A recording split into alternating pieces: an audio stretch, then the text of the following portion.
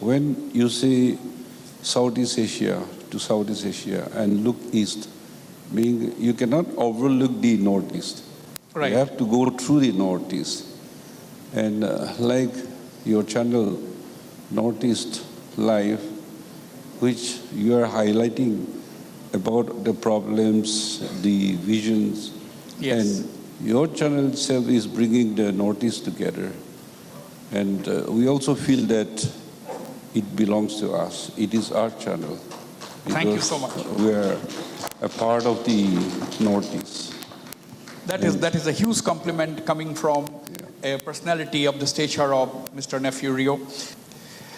Let me turn to Mr. Conrad Sangma. You are trained in finance. You hold an MBA degree from the Imperial College in London.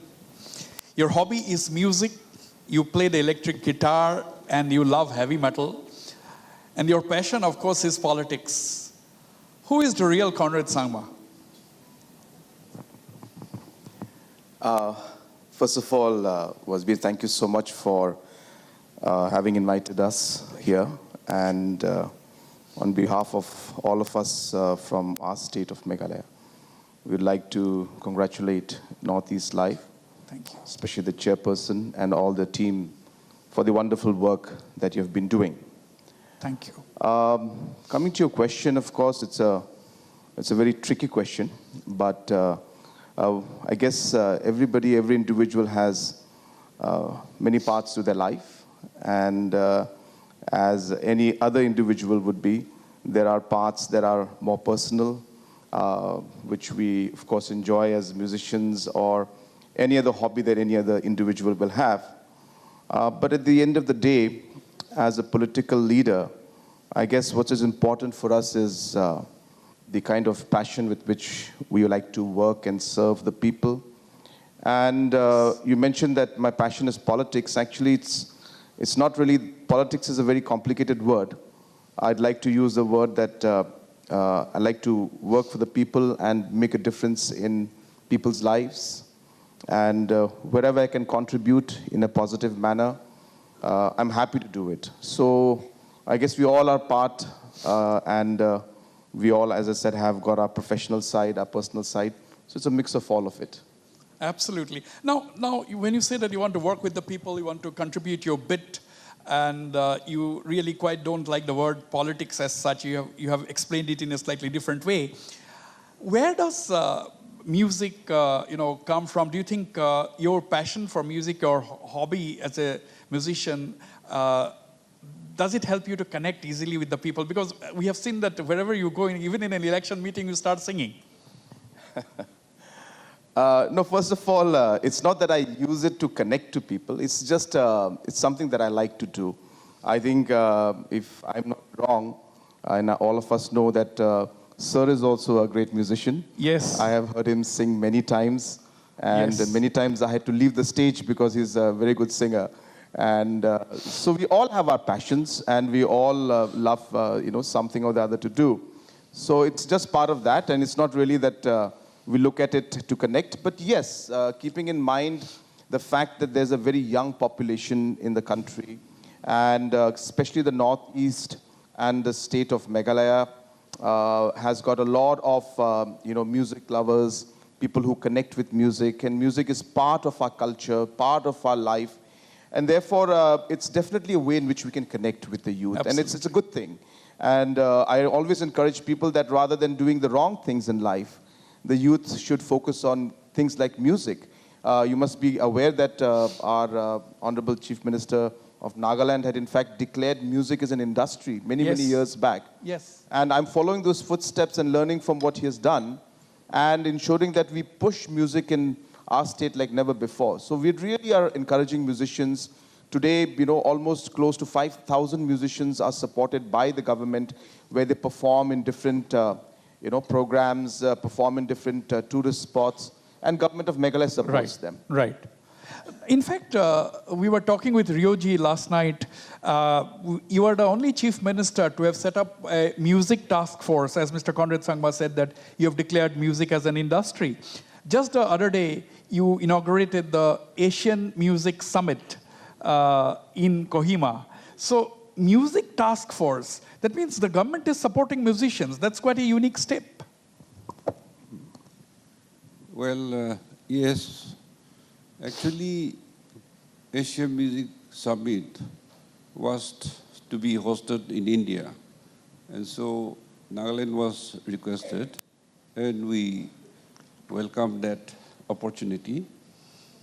And 12 countries, the music directors, and the participants were above 500, and the whole capacity of about 2,000 Right. was packed.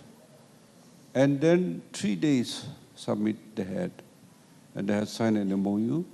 And so in that, among the Nagaland, there are so many bands, and 20 were selected, and they had performed, then singers, musicians.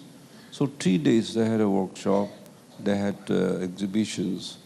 So the music task force which we created way back in 2004, that year we declare Year of the Youth Empowerment, and we promote music and arts, and then sports. As I was mentioning, even sports, being an insurgency state, a troubled state, we have lots to do for the youth, otherwise they'll go the wrong way.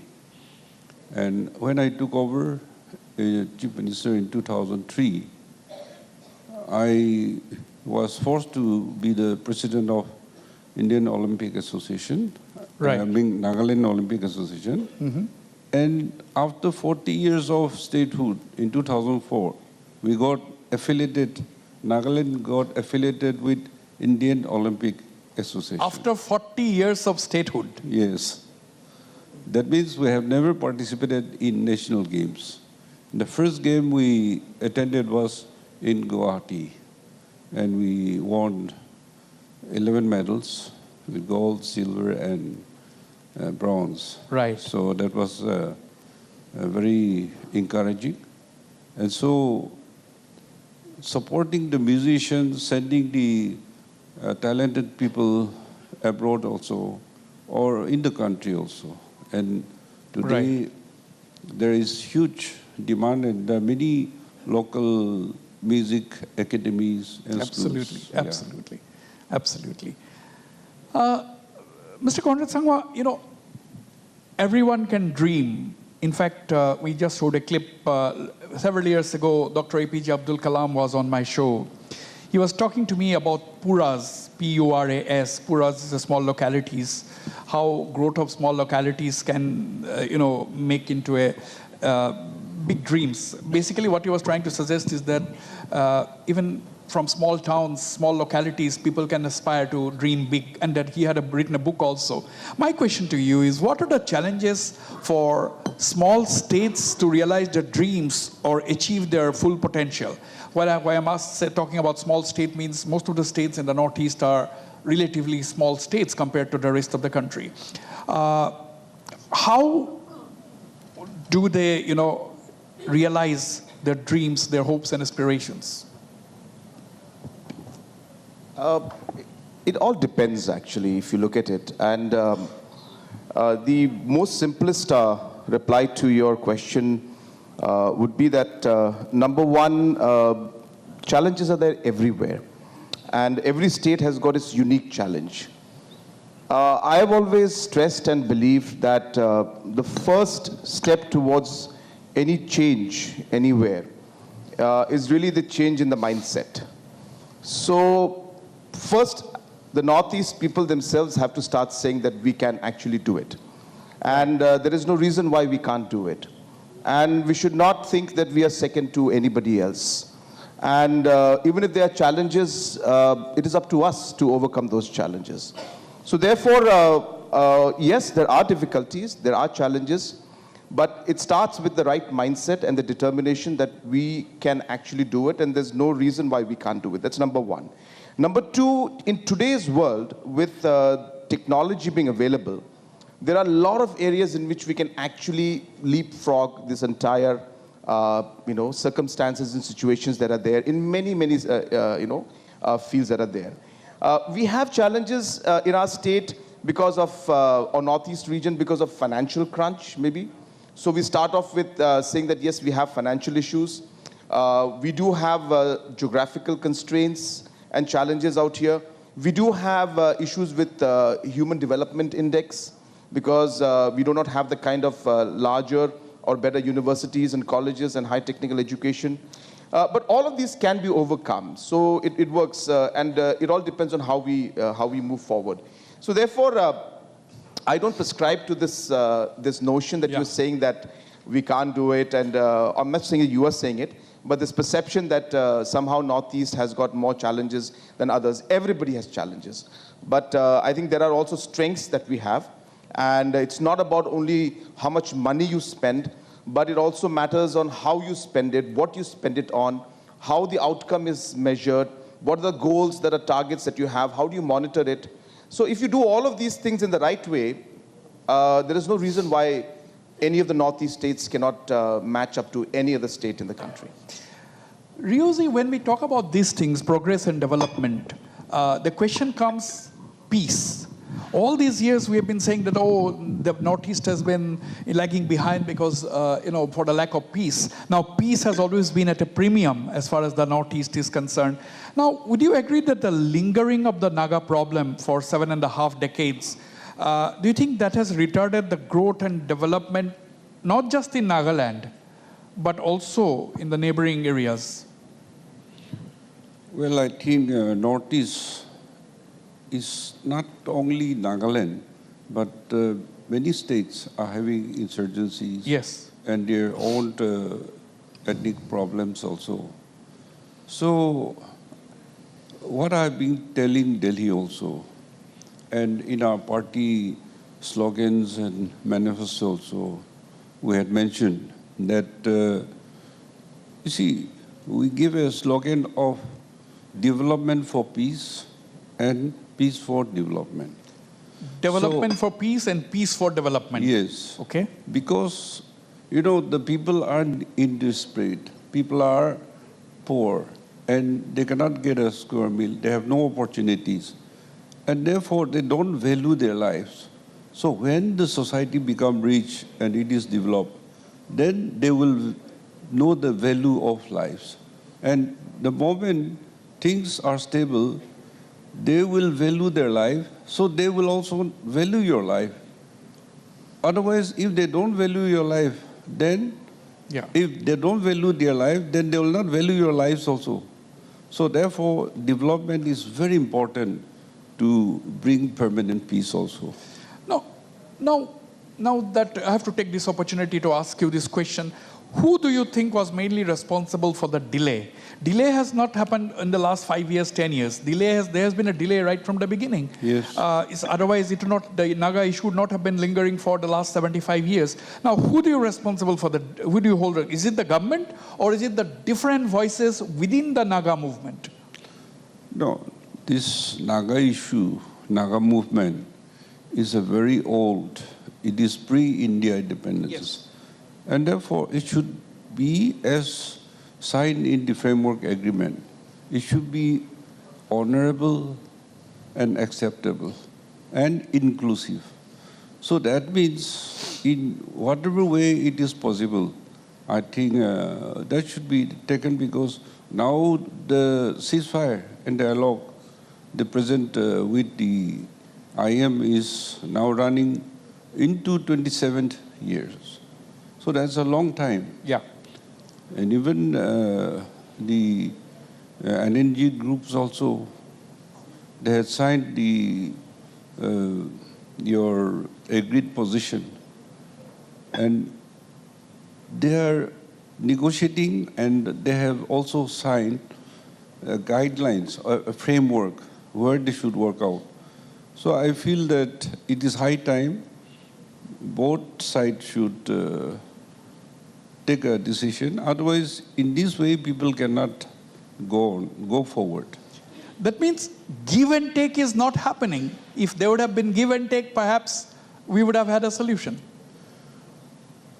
It's obvious. Yeah, it's give and take, because why you are negotiating? And when you look at the framework or agreed position, their writings are very clear that they understood one another, intricacies or the complications. So while appreciating all those things, then coming down to the ground, they are not concluding. So I think I don't want to blame anybody, but people are fed up, they want solution. And you are aware, for that settlement support, Nagaland Assembly having 60 members, were running an oppositionless government. Because Oppositionless government, yes. Yes, all the MLAs in different parties, as independent also, they said they will support the government because they want settlement. And therefore, we must run oppositionless government. So the unity of the Naga political groups and the civil societies and the public, one solution. So I think we have to hammer it out sooner or later. Absolutely.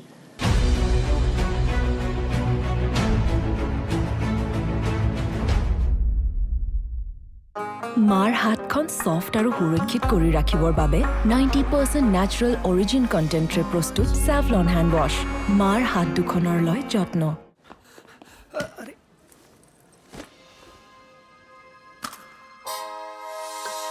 Welcome to my home.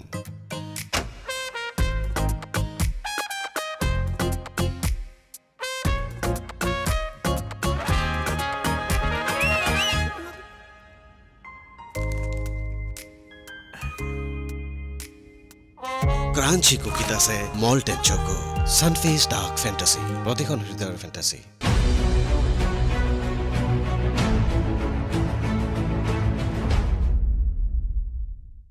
Now, Mr. Conrad Sangma, if we look at the history of the region, we find that several of the states in the northeast emerged after getting bifurcated from Assam.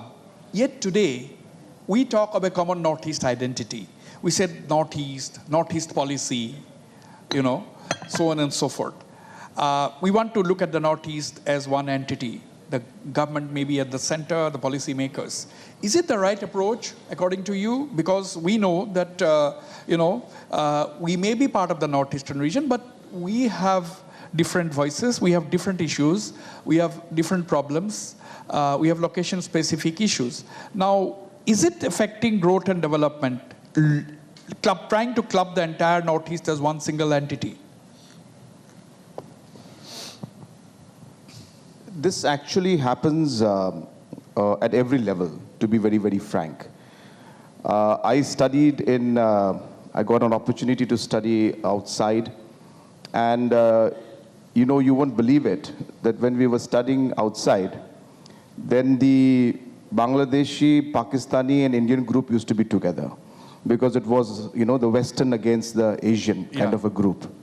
And suddenly you come to India, and then it becomes India versus Pakistan. And then suddenly you come to Guwahati, then it becomes Northeast versus rest of India. And then suddenly you go back to Meghalaya, then it becomes one tribe against another tribe. I'm not saying against, but it's about positioning yourself. And the positioning happens at every level. There's nothing wrong with it. The only thing that comes wrong is if we try to divide and be negative and be communal, and try to do negative things by using that platform or that entire, bringing a platform together. I think that is incorrect. But if you're using it for the right purpose, which is to be able to come together and bring in positive change, to be able to come together to express your concerns, and there are certain issues which are common to the Northeast, and be able to raise a voice to whoever that matters, that look, we need these things in our region or in our state. I don't think there's anything wrong in that. And to be very frank, in the Northeast, we need to understand that while there are many differences, obviously we know the kind of cultural differences and ethnicity and all these other factors, which leads to a lot of complicated situation in the Northeast, which is maybe one of the biggest, strengths of the Northeast, but also one of the more, challenges that we have. So coming together, if it is allowing us, minusing the differences, if we can have some basic common goals like economic development, infrastructural, improvement, climate change, because it's going to affect us all in one go, trade with the Southeast Asian countries and with Bangladesh and BIMSTEC, youth-related issues, farming issues and inter-state trade that's taking place. All of these factors unite us. So if all of this can be looked at as a thing that is going to allow us to position ourselves to have a positive impact, I think there's nothing wrong with it. That means you are saying in so many words that a common Northeast policy is not going to work. No, I'm not saying that. I'm saying it is going to work. It's going to work. Yes, absolutely. But can there be really? Are we practical when we say this, that there can be a common Northeast policy? You see, it all depends.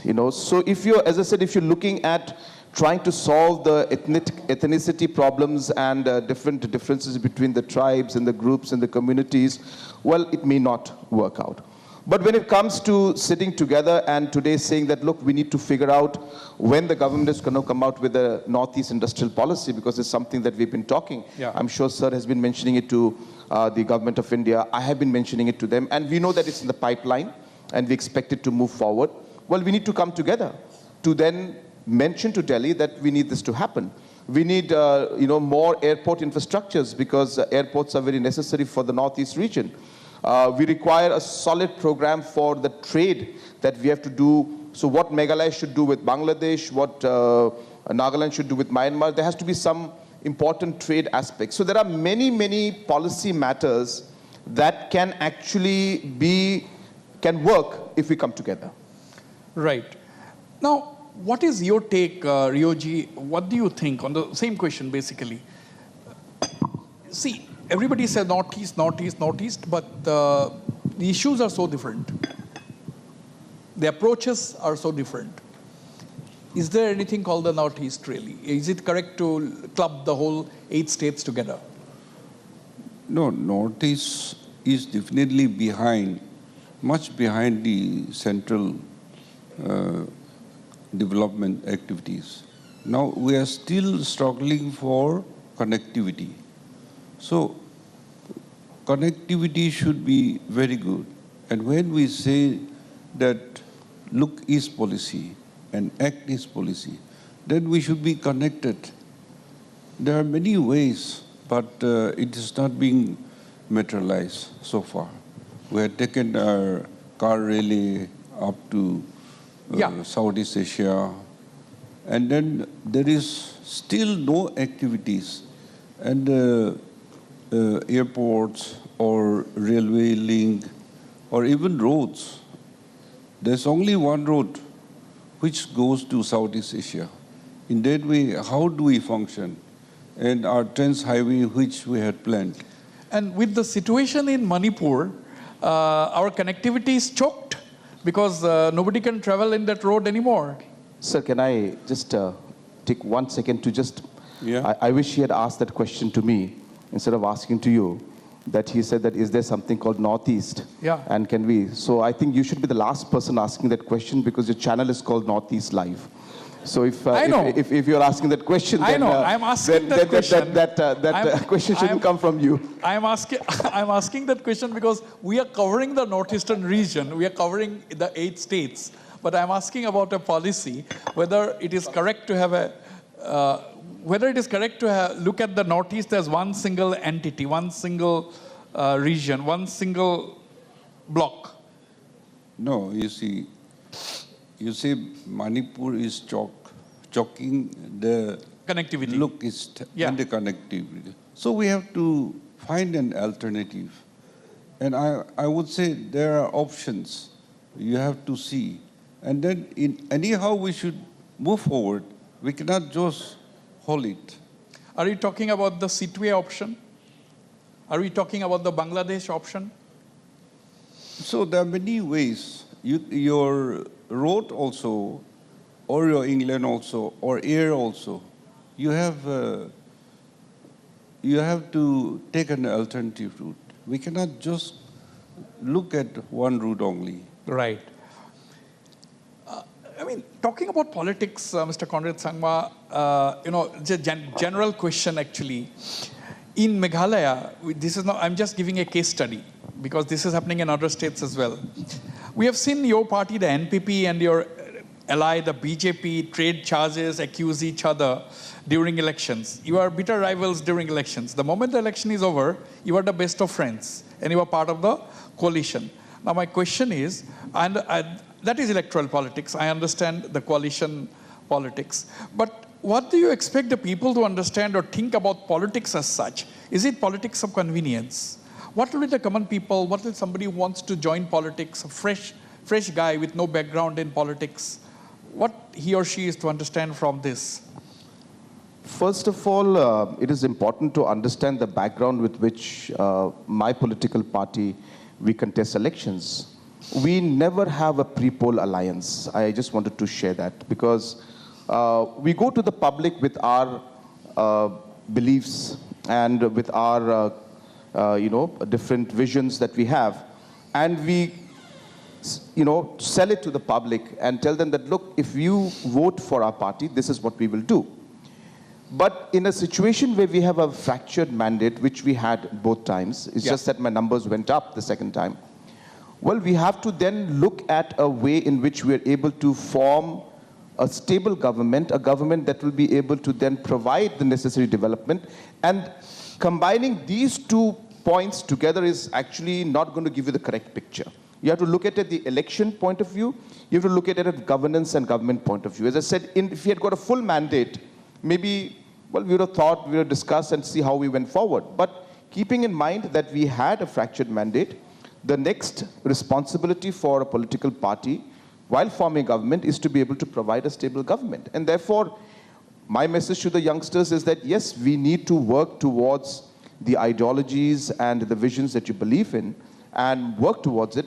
But given the circumstances of the complications that Indian politics has, and Northeast especially, we do sometimes have to adjust. No, but why not? And it's not so simple. Right, but why not? But then, while we say that, when we adjust, we should be firm on the principles that we believe, and certain things which we can adjust in policy matters, we adjust. True. But why not pre-poll alliance, so that people know exactly that you are allies? Because that's exactly my point. Then, this is what I believe. I mean, I'm not speaking for other political parties. The reason why I do that is because I would like to go to the people telling them that, look, we are looking at the indigenous identity. We're looking at the Northeast unity. We're looking at precisely what Northeast Live does. We are also a Northeast Live in the terms of a political party.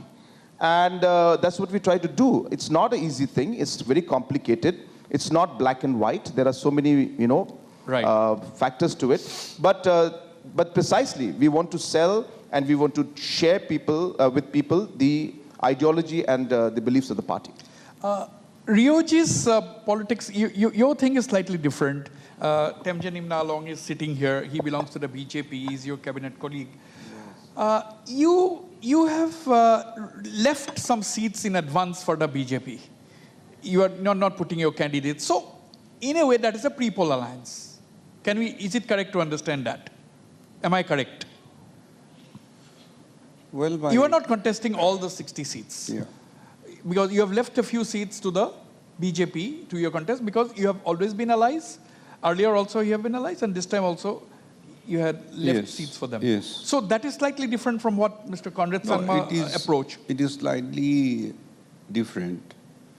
Initially, see, my alliance with BJP starts in 2003, when Vajpayee was then Prime Minister.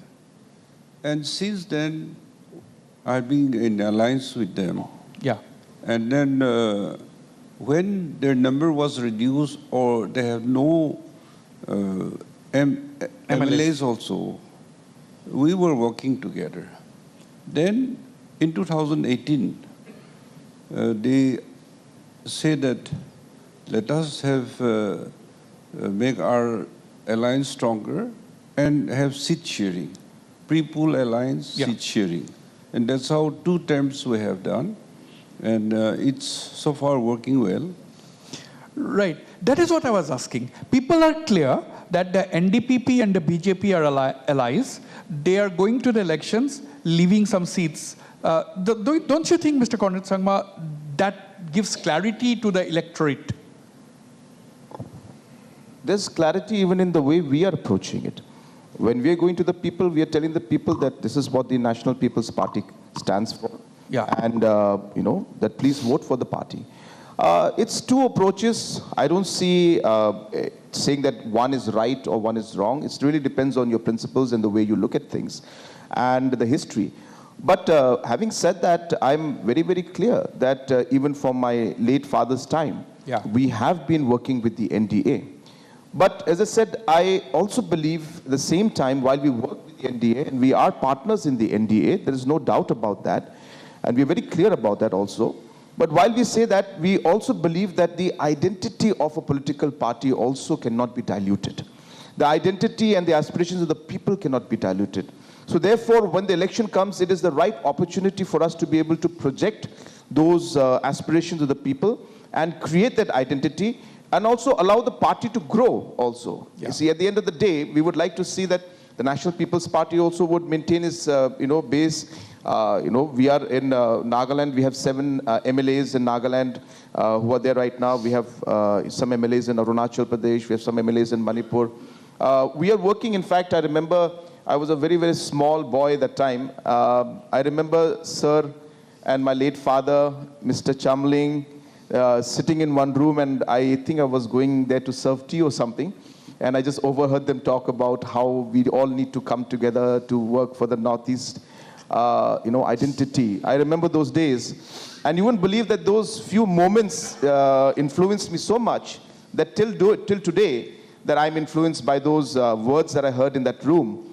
I think so it was in the residence, if I'm not wrong, we were having a meeting. And so that's what has been there, and it still is there inside me. That brings me to the question. I know you can answer any question, actually. That's why I'm asking you this.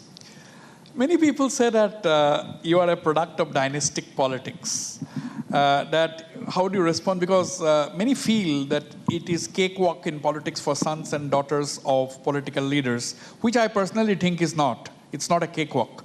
But I want to hear from you how easy or difficult it is being the son of an established political personality. There is no right answer to this, but the best way I can, put forward my point is that, number one, I lost my first election. So this was when my father was still alive, and this was in 2004. And actually, the reason I lost was because I thought I was P.A. Sangma's son, and so I should win. And that's precisely the reason why I lost. And then I let go of that tag. I was very down for a few months. And then I started walking and working with the people from village to village in that constituency which I had contested. And that changed me a lot, and I had to really work hard. And then I won the next election. The election after that, again, I lost because I thought that I had done so well as an MLA that I should win. And of course, we had floated the new party called the National People's Party, and I had to campaign along with my father in other places.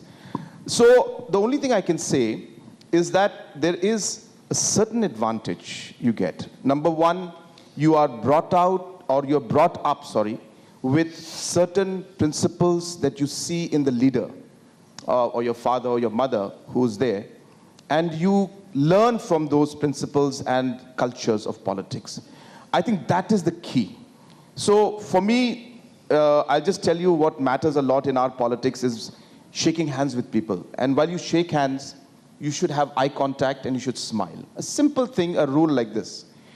And I learned that from my father, which you will be surprised to know that many, many politicians take ages to realize. So in short, to answer your question, yes, there are certain advantages, like you learn certain cultures, certain principles in politics, and that's what is advantageous. And maybe for a moment, for maybe one election or for one particular situation, that particular, link from your parents could help, but it's not sustainable. Ultimately, you have to deliver as an individual. There is the name can last for a certain time. It cannot last forever. And people will see through you and ultimately value you for what you are, not for the brand that you are in. So the product ultimately will have to perform. So therefore, I know it's a very, very long question to answer, a very complicated question to answer, but that's the way I see it. It is not sustainable. It is not a long term. It may give you a short term advantage, but at the end of the day, you have to prove yourself to the people. Have eye contact when you shake hands. I think that's a very good lesson, because as a young, yes, if at all. Now, because NPP is almost a national party, so you may consider, later on. We will talk about it. The point is, as a young reporter, I was so greedy for news that when I was shaking hands with a politician, I was looking at the other side if I'm missing another politician pass by, So I was not making any eye contact. But this is a good lesson for everyone.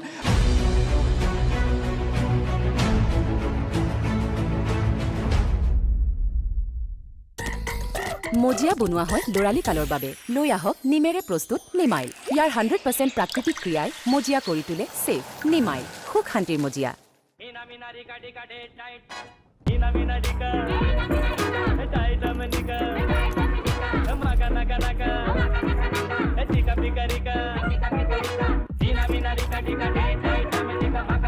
মিশোত যেতিয়া আছে latest ট্ৰেন্ডি vibes তেন্তে ভাবিছে কিয় just মেক্সিমাইজ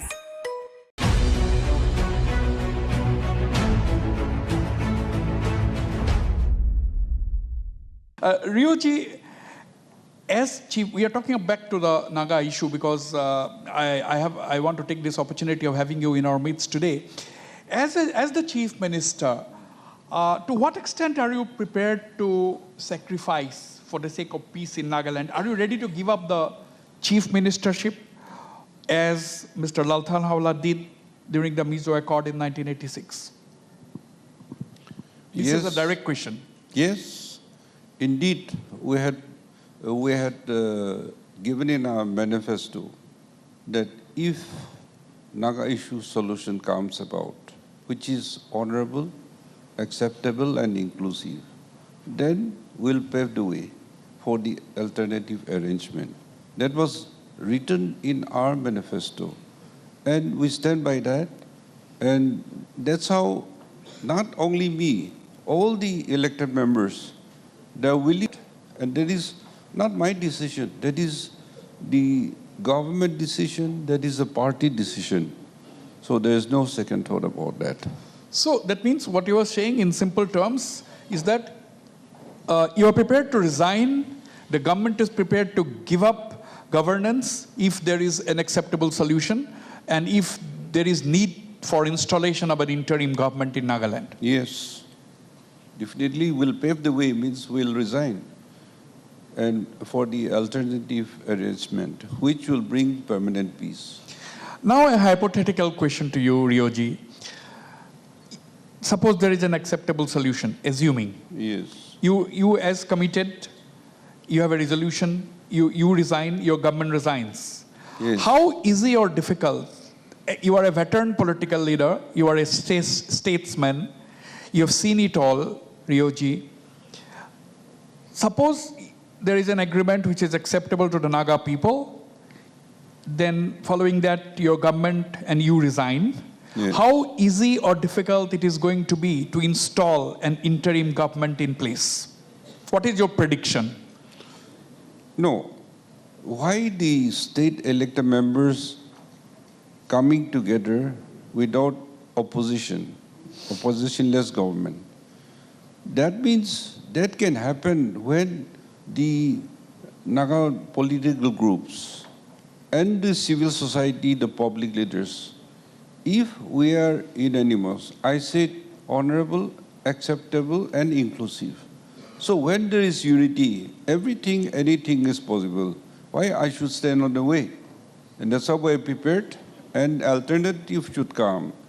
Let any person who is capable can lead the Nagas.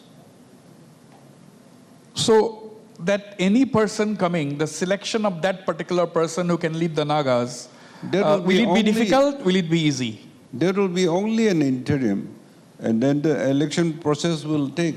I think Mizoram issue, it was only 3 months or 6 months. Then there was Interim elections. government. Yes. So at the end of the day, Rioji, at the end of the day, the Naga political groups, after signing the accord, even if there is an interim government formed, they will automatically have to face the electoral process. Yes.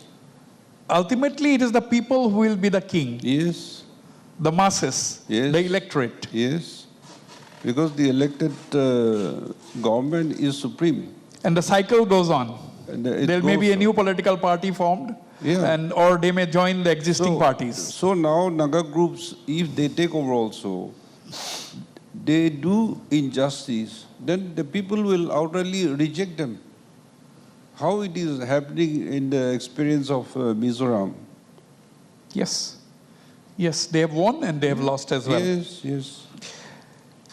Mr. Conrad Sangma, in the Northeast, we have seen chief ministers have to collaborate on various things with each other, as well as they have to compete to get mega projects.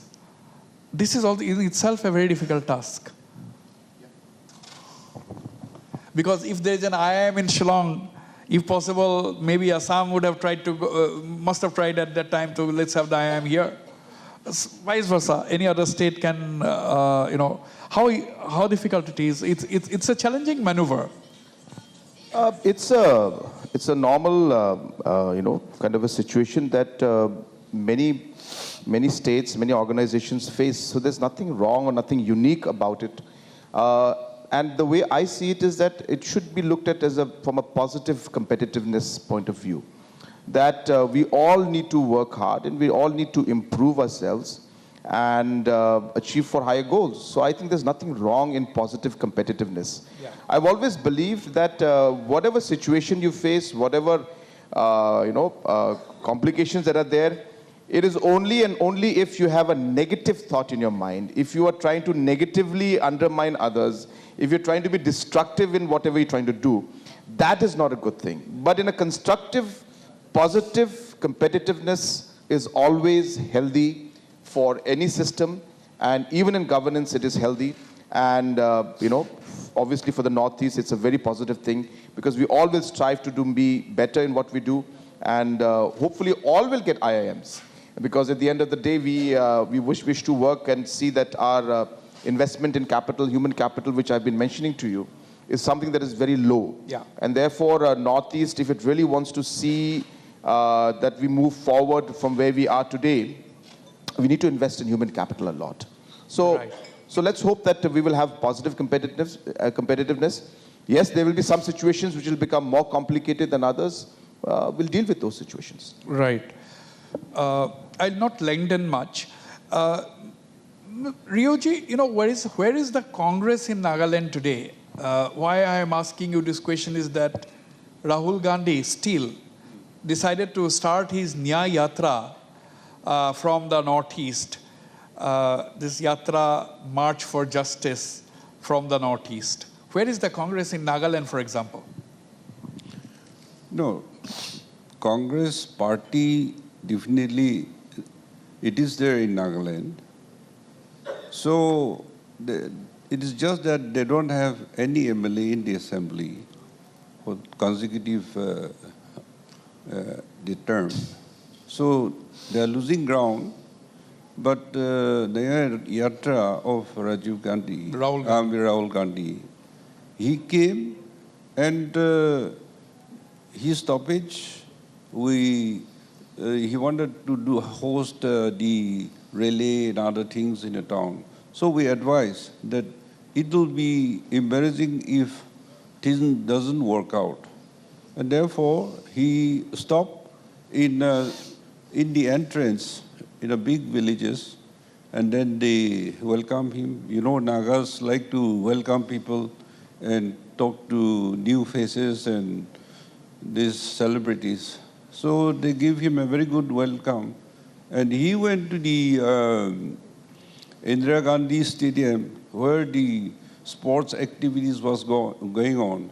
So he had a good time, and he went to Assam.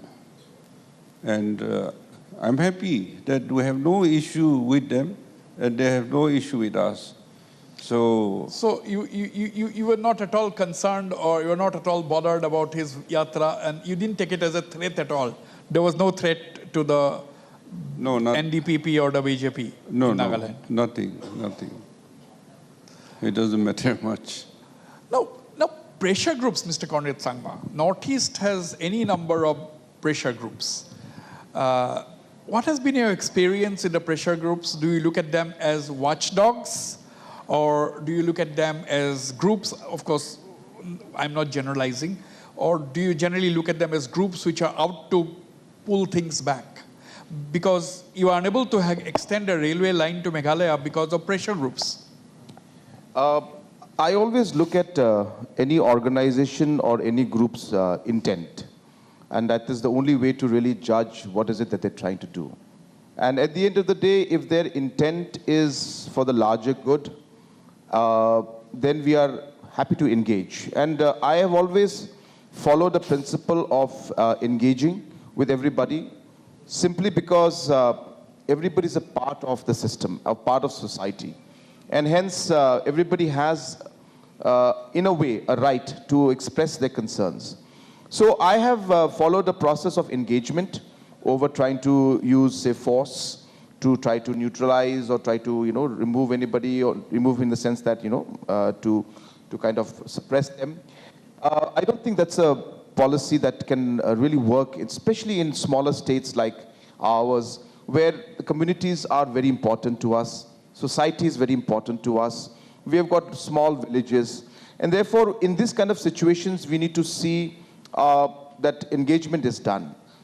Having said that, when you talk about a large project like the railway, there has been a opposition to this in the Khasi Hills region especially for a very, very long time. I remember even during my late father's time in the 90s, in the 80s, there was opposition, and that's why the railway was then further, at that point in time, was taken to Garo Hills, and Mendi now today has a railway station. Today, some other parts of the state are expressing their willingness to see if the railways can be extended to other parts.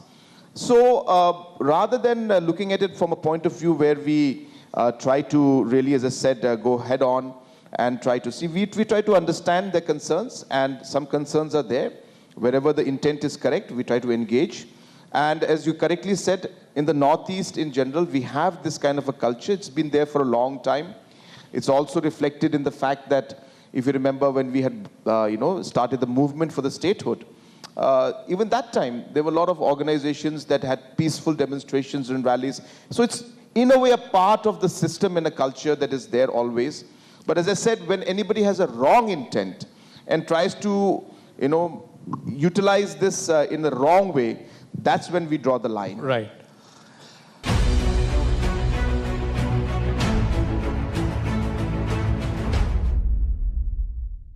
মাত্ৰ এটা প্ৰিয় না চাৰিটা বেলেগ বেলেগ বাৰ হয় সব পোৱা যাব ক'ত ফিয়ামা সেলিব্ৰেশন পেকত কিনো তিনটা পাওকেটা free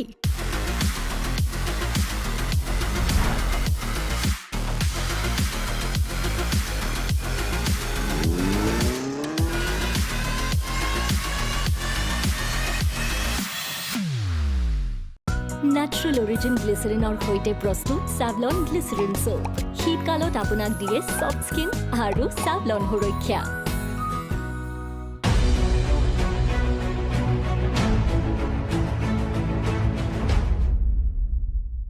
Maybe we can take 2 to 3 questions if from the audience, and I'd request them to ask the question directly.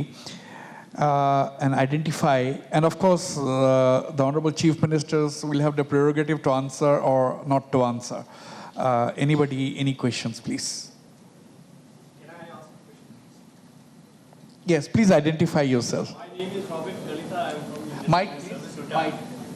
My question is to Chief Minister Conrad Sangma. Mike's, just a minute. Yeah. Yes, Robin, please go ahead. No, it's a very simple question, because the last part was that only for the railways. And since I belong to the railways and I was an apprentice for 20 years, we tried our best when the line across to Meghalaya, because the railway line to Meghalaya, because that would be the most Perhaps at that point of time, that would have been the most important development taking place in Meghalaya. Somehow it didn't happen. My question is very simple. What is in your mind, in how many years can we see the railway line through to Shillong? Because there was, at one point of time, there was a promise from the government of India that we will take all the state capitals on the railway map, and didn't happen in Meghalaya, which was the first in priority, in fact, that time. Yeah, a couple of things. Number one, when you say that it would be the most important development, it's not necessarily one has to see that it is the only way to move forward economically. Yes, it's a very big thing. I don't disagree with that. But while we look at the railways, the main concerns that the people of the state have is regarding any kind of illegal immigration and infiltration in the state, which would affect the demography of the state. Now, this is a concern that is being raised everywhere in the country today. So it's not just Meghalaya that's raising this concern. Everybody, anywhere you go, identity is a very important thing. Today in the US, people talk about identity, even a developed nation like that. So therefore, there's nothing wrong in raising this concern. Number two is that people are simply putting this point forward, that let there be some more policy mechanisms which will allow us to be able to kind of, in a way, check and just monitor the movement. And that is where, like states like Nagaland and Arunachal, the ILP was proposed, and it is there right now. So there's a huge demand from the organizations that these things should be there. Now, my take on this whole thing is that it's not necessary that it has to be an ILP. We have, of course, passed a resolution in the House when we had some concerns and issues when the CAA was raised. But my point is that, look, we can have any mechanism, but there should be a mechanism. And this is what I have been able to speak to the organizations and a large part of society. And we have got more or less a kind of not a consensus, but at least some kind of a informal understanding agreement that, yes, if there is a strong mechanism which we can all agree to, we would be okay with the railways coming in. We've also divided the railway aspect into two. One is passenger and one is goods train, because goods is something that we also need to move forward with, because that's really where the economic activity is going to be really affected a lot. So keeping, as I said, the entire dynamics of the cultural aspect, the concerns of the people, the overall history, as I said, of how our state has come to be, our land holding, the way that our land holding rights are, the community-based system that we have, and obviously the need for railway, we need to carry the people along. And I've been very clear that I'm in the process of doing that. I've been engaging with Government of India in terms of trying to work out if there are alternative mechanisms which could be acceptable to Government of India as well as to state. And we are in the process of engaging right now. Right. It would not be appropriate for me to put a time frame to it, but obviously as a state government, if not passenger, I am very keen to see that the goods train is something that we are really, really keen to think. And even if it doesn't come all the way up, at least to certain parts or certain extent, where we can come into the Ribhoi district, just so that the economic activity could grow. So that's really what we're looking at. Right. And we hope that we'll be able to resolve this, but it is a complicated issue. Shamkanu Mahanta. Namaskar, my name is Shamkanu Mahanta. I'm an entrepreneur. I've got two questions to both of them whom I know well. Rio sir, first thing is that your emphasis on the soft power of Nagaland is fantastic. I just been to Asia Music Summit, Wasbir has spoken about it. I was invited to speak in Asian Music Summit. I was amazed to see the quality of talents and quality of organization you have done in TAFMA. It's something I think Meghalaya should do. Meghalaya has equal level of musical talents. So TAFMA has been a fantastic thing we have done. Nagaland coffee, I must tell you sir, this is one of the finest coffee in the world right now. We have taken them to Vietnam, and I was surprised. In a lot of there's a company called Olio. They are saying that they want to buy this coffee because Vietnam has Robusta coffee, and the Nagaland coffee is Arabica coffee. It's very tasty. And I've seen a lot of people calling us about the Arabica coffee. They went to Delhi, and a lot of people have said that in Northeast Festival, Delhi, Nagaland coffee was there, and they are asking to put a change of Naga coffee in Delhi. What I'm trying to say, these are the things that are going to change Nagaland. What I want to request you, sir, I have a request for you.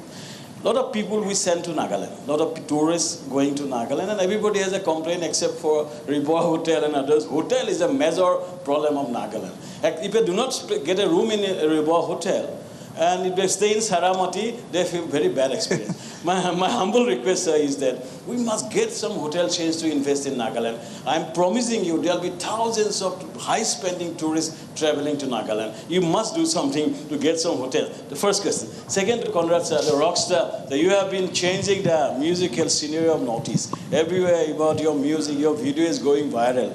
And that's the best thing you have done for our soft power, which is, we believe, our next economy for Northeast. I have a request to you, sir, is that we have been traveling to Shillong since ages, since Neiphiu days. The road to Shillong, the traffic to Shillong, and alternate way to Shillong. Kindly do something so that this whole area, the Northeast depends, the growth of Northeast depends on a big way how you do in the next few years about an alternate route to Shillong. We request you to do something specific. Thank you. And these are 2 points. His request to set up good hotels in Kohima, that is his main thing. Yeah. Well, thank you for the question. And also thank you for your visit and appreciation, word of appreciation. Well, you see, this Asia Music Summit is the first international music summit we had held in the country. And when you look at that, you are talking about TAFMA, you are talking about the government policy. Government did create a platform, but it is the talented youth, the interest for music, and that's how the success story is about the youth, the musicians, the singers. So I give credit to our youth who are very keen in music. And this soft power, I think, has become a very good ambassador for us. And so this, I hope it will grow, because in that summit, many MOUs are signed. So that means it is an opportunity for our singers, our musicians, to be going out in the national level and abroad, opportunity to sing. So a lot of things will happen. The next question is, your coffee. Nagaland coffee is doing very well. It has gone to South Africa, and in the international competitions, they had reached the top. It's because of the flavor, the aroma, of the altitude, and the processing. So we have friends who are coffee scientists, who are experts, and who is also giving knowledges. And since there's a market, it has gone to UK also. And whenever we take our Nagaland coffee, giving presents to our friends, VVIPs, they all appreciate it. And the farmers by themselves, without much help, with little technicalities, the farmers are growing like anything. So I think one day this will be one of the main business also. There's a huge prospect. Right. Then regarding the success of Hornbill Festival and the tourism that is flowing in, you are aware, 2024 hotspot tourist destinations. Nagaland appeared in 16 in serial number 4 because of its rich culture, traditions, and how the music is growing. Right. And the last Hornbill Festival, in the entry record, which my Imna along my colleagues, he's the tourism minister, so he know the details. But record also, it is 120,000 tourists and more than 2,000 foreigners, means outside the country. Right. That's So, huge. so there's a huge growth, but the main problem is the accommodation, Yes. the hotel. Now we have come to your question. Right now we are managing because of Airbnb, bed and breakfast. So tourists doesn't stay only in the star hotels or hotels, whatever is available. But the tourism department, and we have MOU with Airbnb, so the homes, they can spare 1-2 rooms in their houses, then when it is brought to the notice to the tourism department, then the authority will go and check whether it is comfortable place, the cleanliness, the toilet, the facilities. So when it is approved, then they put into their website. So it is online booking. That's how things happen. Right. And you see, I'm coming back to Naga issue, unresolved Naga issue. That's why there's no investors. And that's how big things are not happening. So we are trying to improve, and next year we are trying to create more permanent infrastructures. Plus, though we cannot build the hotels, we are engaging some agencies where they can create in thousands accommodations. Right. And we'll make it comfortable. So Right. I met one friend from this Kingfishers. They're giving us some CSR programs. He was a biker. In one of the Hornbills, the previous year, more than 2,000 bikers meet. And more than 2,000 bikers, they registered. And they cannot find suitable place in Kohima. Still they stayed in Dimapur and they went and come down. But 2,000 cannot go at one go. So they made chief so that some group will go, some will come back. Absolutely. And I was asked to go and visit them. It was amazing. Awesome. Absolutely. So we'll look forward to, and some 5-star hotel are coming up in Dimapur, and some are interested to invest, but the festival seasons, it is overcrowded.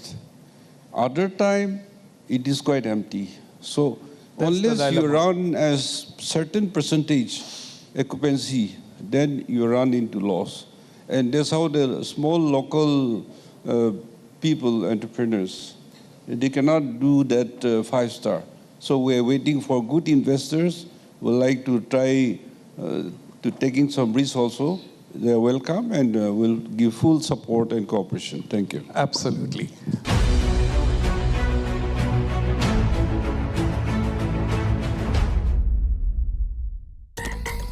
মজিয়া বনোৱা হয় লৰালি কালৰ বাবে লৈ আহক নিমেৰে প্ৰস্তুত নিমাইল ইয়াৰ 100% প্ৰাকৃতিক ক্ৰিয়াই মজিয়া কৰি তোলে সেফ নিমাইল খুব শান্তিৰ মজিয়া বিস্কুটত কালজিৰাৰ চমৎকাৰ চাল ব্ৰিটানিয়া 50-50 গোলমাল সৰ ৰান কেনেকৈ বনাও আৰে গোলমাল কৰা সৰ মাক কিমান ভাল পায় ইমান আৰু it is Y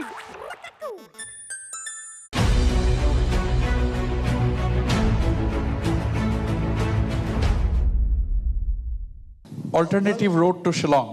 Well, my name is Professor Xavier Mao. I had no question, only a short comment. Yeah. Very often here and elsewhere, it is mentioned the Naga solution like Mizo Accord. This is actually a mistake, a big mistake, because MNF started in 1966, and by 1979, they have completely surrendered. Under duress and under pressure, the MNF had to sign. Therefore, comparing the two alike cases is a big mistake. But the two negotiators, the government of India and the Indonesian IM and the other Naga politic group, from their extreme rigid stand. Both have to come together, and in that respect, Wasbir has given the clue that it has to be give and take. And the rigid stand from the government of India is, at the back of their mind, Akhanda Bharat. From this, they do not want to budge much. And from the NSNIM side, completely separate constitution, completely separate flag. I think that is where the two cannot meet together. So to come together, symbolic flag flying together, both the government of India and the Nagas, there is nothing wrong, and the heaven will not fall at all. That is number one solution. Secondly, constitution, well, in the constitution, what kind of autonomy that will be there, perhaps. And absolutely, majority Naga area, in the adjoining area, can be integrated, and perhaps in that, if the NSCN insists on the separate constitution, there a symbolic kind of constitution can be made. Otherwise, I don't think any solution at all in the near future. Thank you. And if by chance, after a couple of decades, China comes to the most powerful superpower, perhaps situation may be even worse. That I can foresee. Thank you. Doomsday scenario prediction by you, Professor. Thank you so much. Professor Mao. Can I speak something, sir? No, if it is a question, then yes. No, something simple. Sir, it is all for politicians. It is a general thing. Like, sir, all of you are swimmers. You are swimming in a pond. You have to, when you're swimming, you're drinking water also. And we are the masters. We should get what, when you swim, something you're getting, we should also get something. At least 80% if we get also. That will be amazing for all the country. And Thank you. Sir, Thank you. I think the pressure should not come from our side also. Like we cannot blame only the politicians. Our public also should be, like our masses should also be alert. They should learn to put pressure. I'll tell you an instance, sir. A short story. When I was posted in Bongaigaon, I had seen a stadium, sir, a huge structure. And then when I pass by that, I get some very sadness, na? Such a huge structure. Then I asked the people, local people, why this stadium, since when it's lying like this? They said 6 years. Oh my God. And only drunkards inside, you're gambling. Then immediately what I reacted, sir, I just wrote a letter to the editorial. And the MLAs, they swung into action the same night, and within 3 months they have completed. As per my So that is that is people's awareness. Yes, Thank you so much. Thank you so much, ma'am. Thank you very much. I think we have spent enough time with the honorable CMs. Now, finally, I want to ask the same question to both our chief ministers here. First of all, Rioji, what is the future of the Northeast? Well, you put a question to Conrad. The Northeast, we see from Delhi, they see us as one. And that's how they created Council. And we get some help.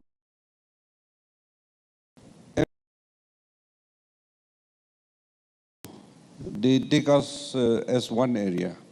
Therefore, in between us, we can do big projects jointly that some formula can be worked out, because we cannot face the Southeast Asia business activities on your own. You need one another. And we should have positive attitude. We should have that way forward. And we cannot compete among ourselves. We should complement one another instead.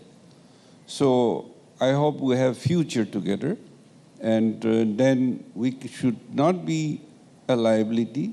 Northeast is rich. I call my state as a rich state. Rich but remain poor. Yeah. Because of unexploited, very rich resources. But still be poor. Oil, be minerals. We have huge deposit. And it is not been allowed to explore and exploit. By the people? No, by the community political process. Political process. Otherwise, community, the general public, they are very keen how they should live in their poverty. They would like to grow because their children has grown to be international citizens. And the country back home is still in a very bad shape. So I think northeastern state should really work together. Absolutely. Absolutely, Mr. Rio. Mr. Conrad Sangma, we don't have a mega city in the Northeast yet. We have the Bhutanese Consul General with us sitting here. Now, Bhutan is coming up with a mega city in Galepu, which they call it the mindfulness city. The area which His Majesty the King has said that this will be an area which will be larger than Singapore. He has his plans ready. Everything has been laid out. He has approached the Indian Prime Minister. He has approached the business tycoons in the country. He had already met. There's a huge investment promise which have been given by these top industrial houses. Now, the terrain is the same. The railway line connectivity which they're getting to that mega city is from Kokrajhar to Galepu, which is 57 kilometers.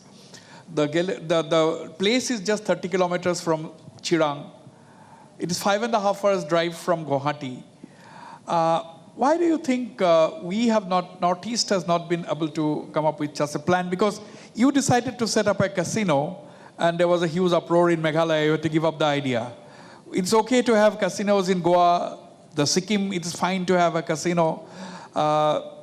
Is our society so fragile that if there is a casino, the entire roots of the society will be shaken? That's how some people say that everybody, it will be a gambling den. People, first of all, not everybody will be able to spend that kind of money in a gambling den. So, don't you think these are some of the issues? These are some of the problems? Yeah, you've asked me many questions, number one. So I don't know which one to answer.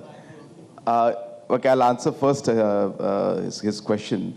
Traffic has been an issue, no doubt about it. And there is really no short-term solution to it.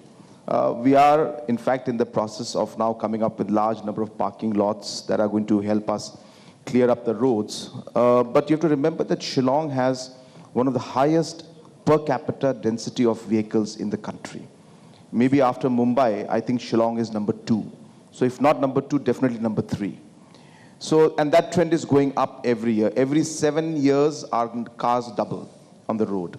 So the only solution for us in the long term is to actually expand the city. So you'll be happy to know that we have finally approved the procedure.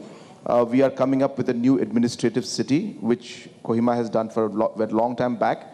And we're shifting the entire governance process about 7-8 kilometers away from the proper Shillong. And then use the current existing lands of the government to then expand the roads and create green space, parking spaces, and expansion. So I hope that that would be a much more longer term solution. And within the existing Shillong city, we have also tried to do smart kind of mapping of ways in which we can create walkways for the people, because Shillong is a city which is walkable. So even if you actually wish to walk, you can actually reach faster than maybe the car. So therefore, the problem is that the infrastructure is not there.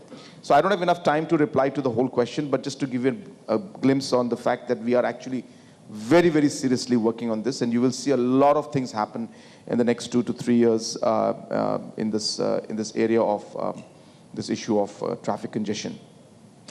Coming to the question of the overall mega city that you're mentioning, the way I look at things is that there is no need for us to really copy everything that somebody else does. I have always believed, and I always mention this in every meeting I have at Government of India level, that what works for, say, even a place like Assam may not work for Meghalaya. Forget something working for UP, working for Arunachal Pradesh. So hence the flexibility in governance and the flexibility to the state governments to be able to decide on projects should be given more and more, because they know best what to be done. So to reply to the first part of your question is that a big project like a mega city may work. I think Assam may be in a position to explore in that. But keeping in mind the other aspects of governance, the limitation of funds, looking at all these areas, whether a mega city project like this would be practical in different states, whether it's better for us to invest more in our district headquarters and decentralize the kind of infrastructures we have so that our population is not centered around one mega city. These are questions that we need to ask, and states will have to answer and then decide on how to move forward. So that's the second part. So I feel every state should have their own policy.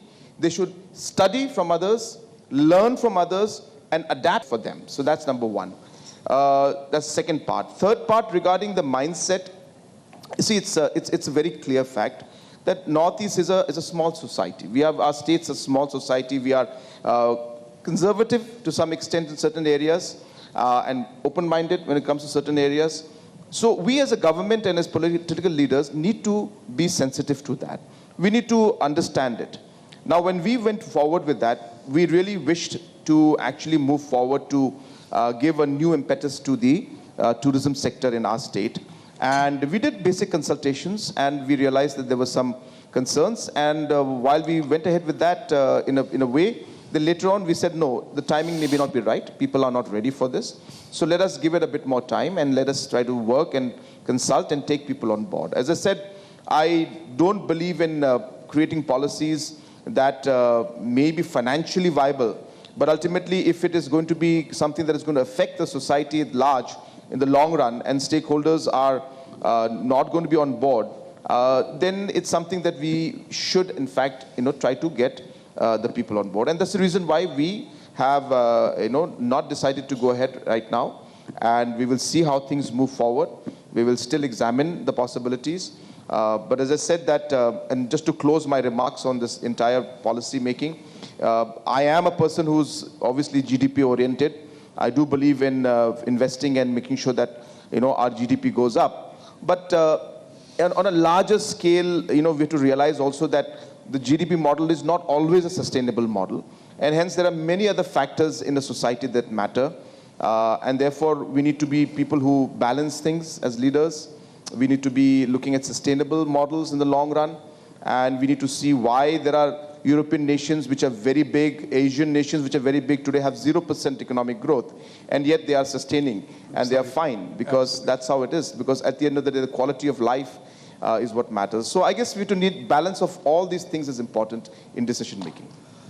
Absolutely. It's a complex region with complex issues, and within a short span, it is not possible to ask all the questions. But I must say that the two political figures sitting here, Mr. Neiphiu, the Honorable Chief Minister of Nagaland, and Mr. Conrad Sangma, the Honorable Chief Minister of Meghalaya, they have tried to answer the questions to my mind with great honesty, and tried to be as clear as possible. And as journalists, we know when we talk to journalists, when we talk to political leaders, we know that they are not in a position to answer everything in black and white in front of a televised audience. But within that, I must say that they have been extremely candid in today's conversation. And thanks so much, both of you, for spending so much time coming all the way, taking the trouble to come to this first Northeast Live conclave. And without your presence, this conclave perhaps would not have been successful. And thanks to each one of you sitting in front of me today, because you have been an integral part of this conclave this morning. And of course, our viewers who are watching us on television, very big thank you to all of you for being with us during the last 6 years. And we hope we will get the support and blessings and positive criticism from each one of you sitting in front of me and the viewers who are watching our channel from their living rooms. Once again, thank you very much, Mr. Conrad Sangma, Mr. Neiphiu, and thanks everyone present here and making our conclave a success. And kindly join us for high tea at the end of this session. Thank you very much.